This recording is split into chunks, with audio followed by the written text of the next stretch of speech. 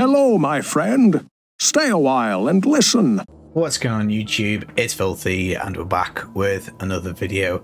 Today we're going to talk about whether the Season 26 theme is super genius from Blizzard. I'm going to say that it is.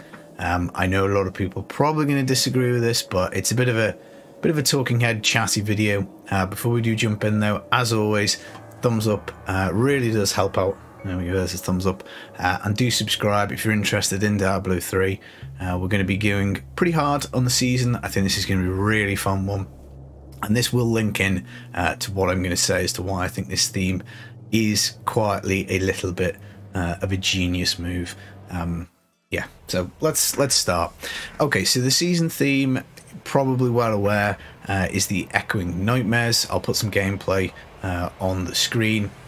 The idea is that at the end of every greater rift, you get a legendary key, a petrified scream. This is guaranteed whether it's a GR1, a GR100, a GR150, or anywhere in between. Does not matter, you'll get one. You plop it in and it opens up the Echoing Nightmare Rift for us. This is the wave-based mode we have to defeat. In theory, waves of increasing difficulty. The way it works is the faster you kill stuff, the quicker you progress through the waves. So if you blast the entire screen, you jump up through the waves rapidly. If you take on each enemy one at a time, it would take longer. Now you do also have an overwhelm bar, so if you get overwhelmed by the waves, you're not dealing enough damage to get through them quickly, then that is it. It is game over, and all the monsters despawn and you get your rewards based on how far you get.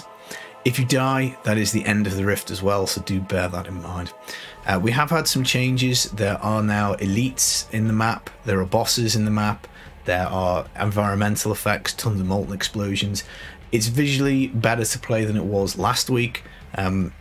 I'd say it's probably a little bit harder, not by much, but it is probably a little bit harder, I think. But then there are some added benefits. We can now benefit from elite damage, Bane of the Powerful will now work, and that kind of thing.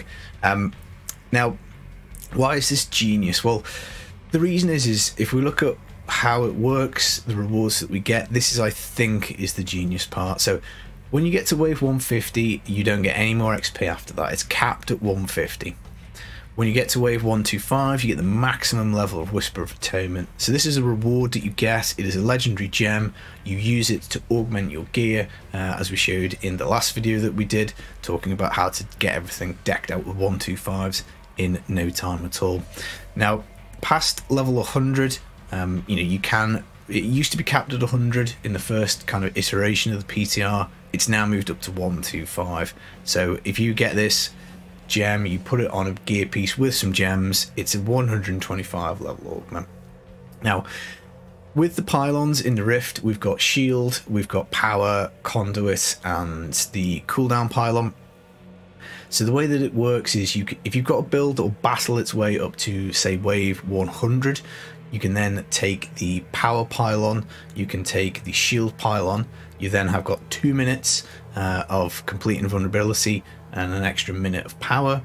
When power expires, you can then take conduit. You can very easily get to wave 125 for max augments, and probably once you get a few thousand paragon or a few hours of decent build and you've got the augments on it, you'll probably be able to get to 150. So my initial thought with this season theme was, well, why would you pick a non-meta build to play this game mode?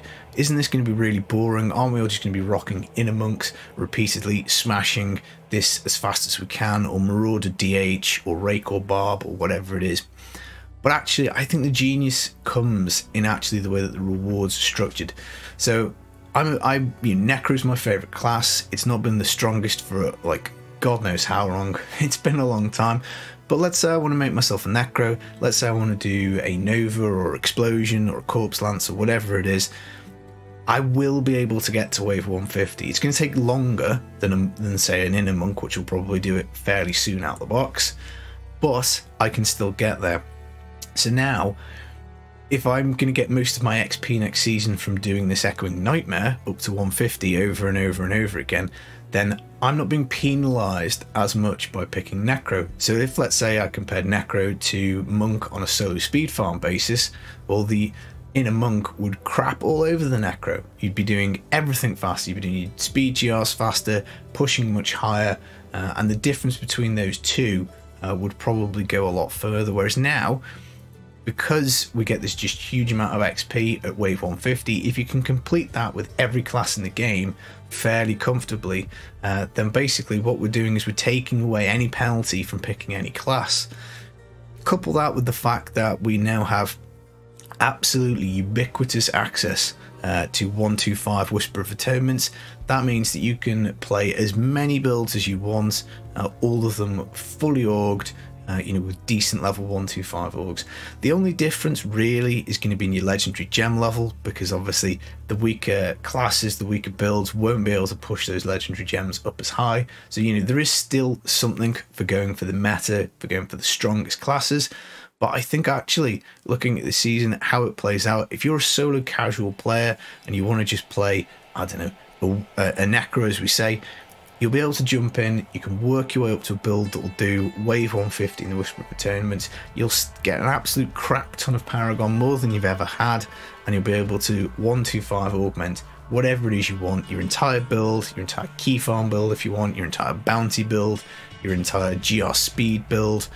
You know, you could play all the sets on a particular class, you could do all the Necro ones with 125, because each time you do one of these Petrified Screams, which takes probably only about 3 or 4 minutes, even on a really substandard build, you're then going to get a like 125 level augment.